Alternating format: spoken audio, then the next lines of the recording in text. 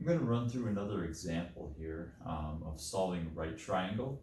The previous example I showed you had one angle and one side given along with the right angle.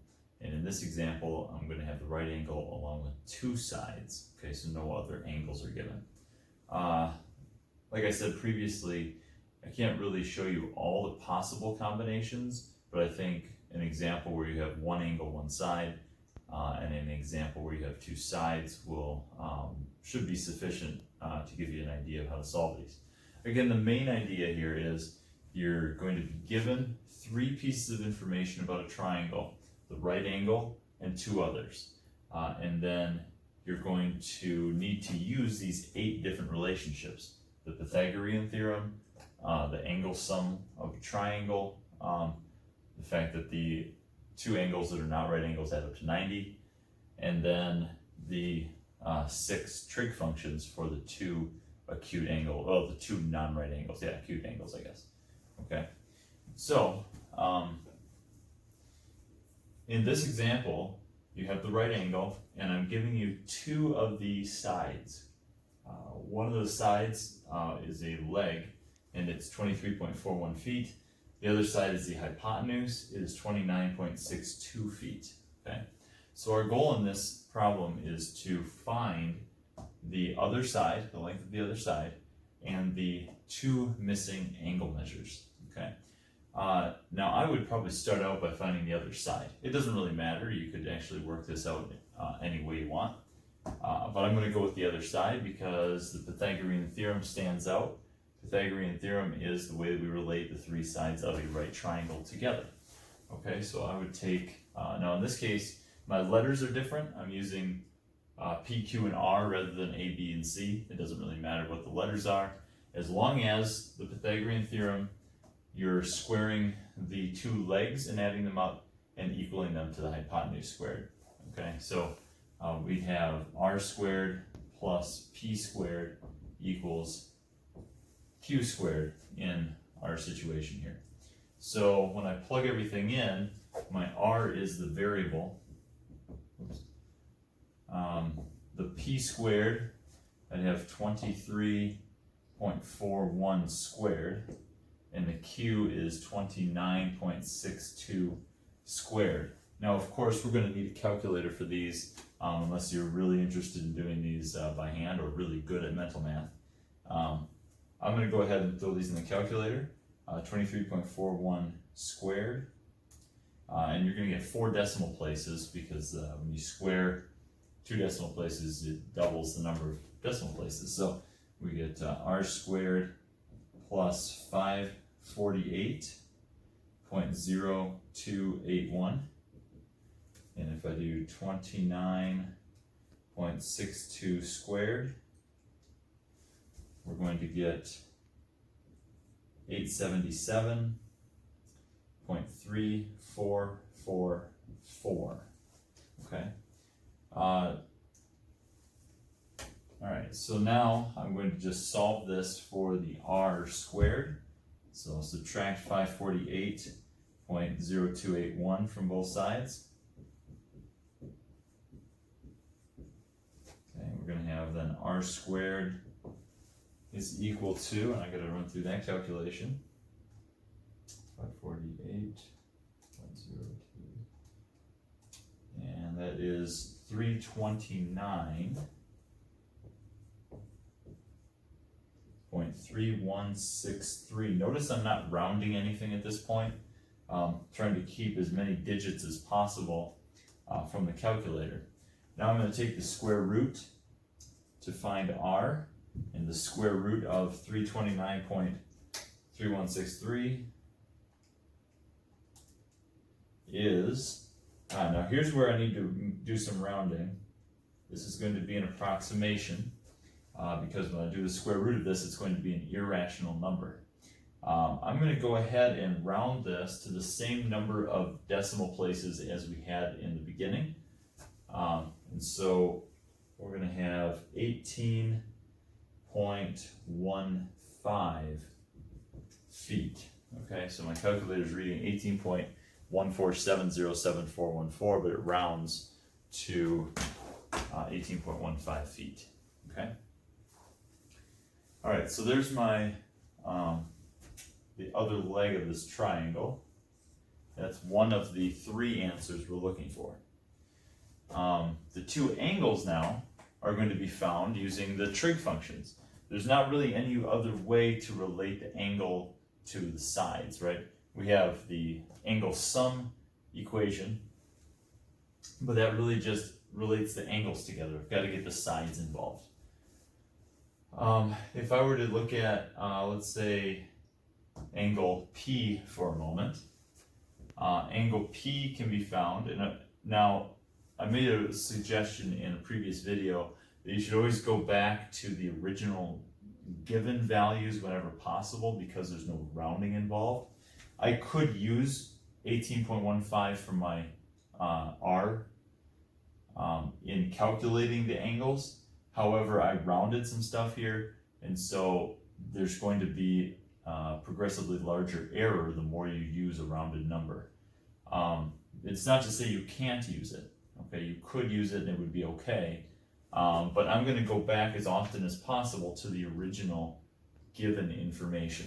Okay, so angle P, if I relate it to the P and the Q, that's going to be the opposite side and the hypotenuse. Okay, so if you think about opposite and hypotenuse, which of the three trig functions uses the opposite over the hypotenuse? It's the sine, right? Sine is opposite over hypotenuse. So we're going to use the sine of P is equal to little p over little q. Okay, and of course to find the sine of P, well, sine of P is going to be the ratio of those two values, 23.41 divided by 26.6 or 29.62. Okay. Now I could divide this out if I wanted to on the calculator. However, when I do this division, it's going to leave me with some ugly decimal, and I'm going to need to do some rounding. So if possible, I'm going to avoid that rounding. I'm not going to do that calculation just yet. Remember, whatever number this is, in order to find the angle, I need to use the inverse sine. We talked about the inverse sine in a previous part of this course. And so the angle P is actually going to be the inverse sine of this entire fraction. Now, of course, like I said, you could calculate that and just put a number in here. I'm going to actually put a fraction in here. I'm going to put 23.41 over 29.62 and type that into the calculator. It's going to end up utilizing the fewest number of roundings, and so you're the least error possible. Let me show you what that calculation looks like on the calculator. Basically, you're going to type in the inverse sine. Let's see if it'll focus there. The inverse sine is the second, and then the sine button. You'll see inverse sine show up. And then I'm going to type in that fraction. So 23.41 and then divided by 23.41 divided by 29.62.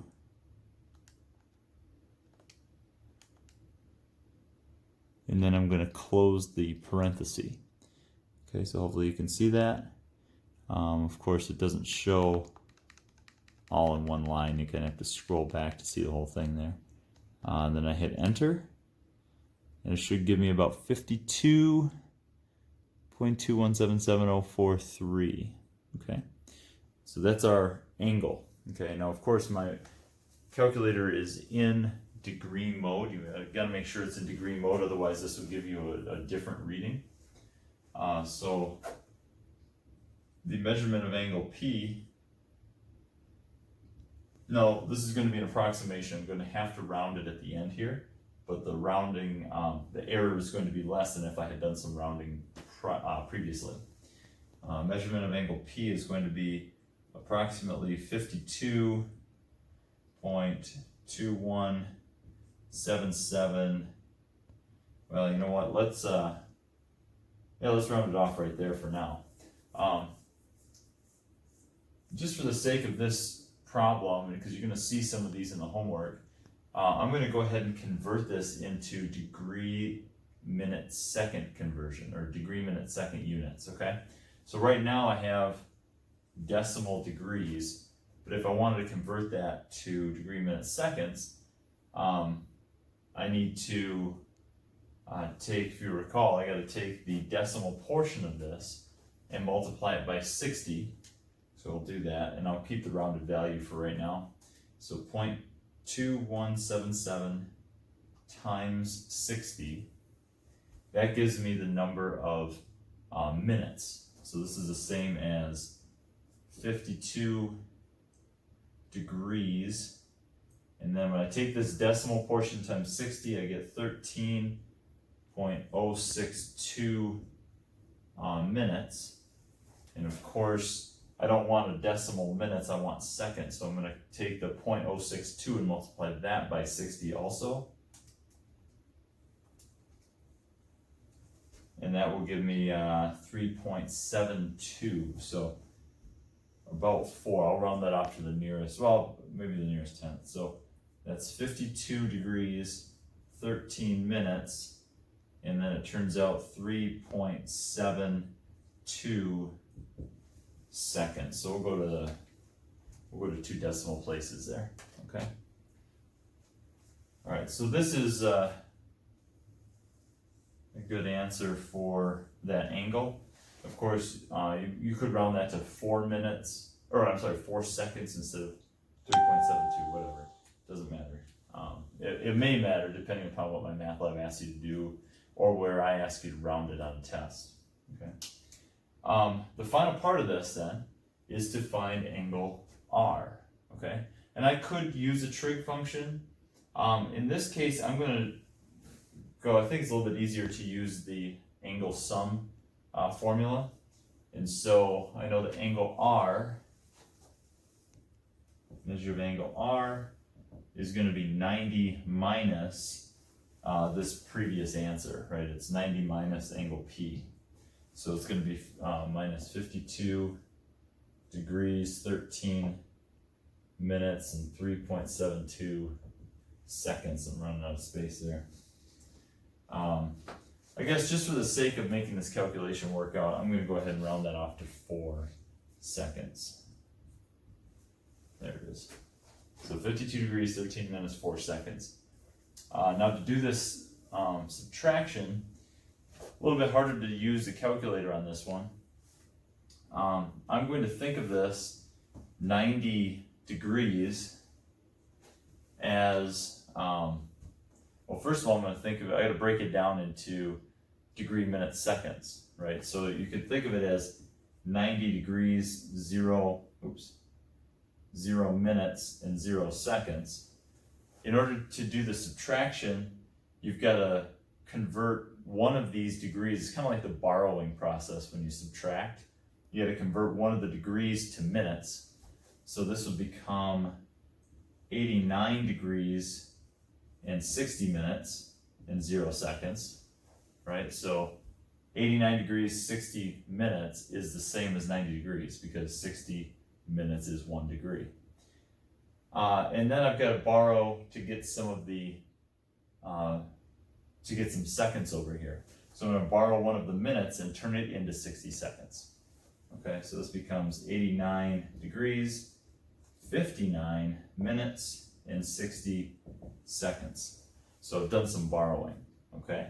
Essentially 90 degrees is the same as 89 degrees, 59 minutes, and 60 seconds, okay? Same thing. And now when I do the subtraction, everything should work out. So when I take that number minus 52 degrees, 13 minutes, and 4 seconds, I'll be left with 56 seconds. 59 minus 13 is 46. So 46 minutes. And 89 minus 52 is 37. So it'll be 37 degrees. Okay. And so that will be our last answer, the value for angle R. So measure of angle R, box that in, is 37 degrees, 46 minutes, 56 seconds. Okay, so that should give you an idea of how to find the other three parts of a triangle if given two sides and the right angle.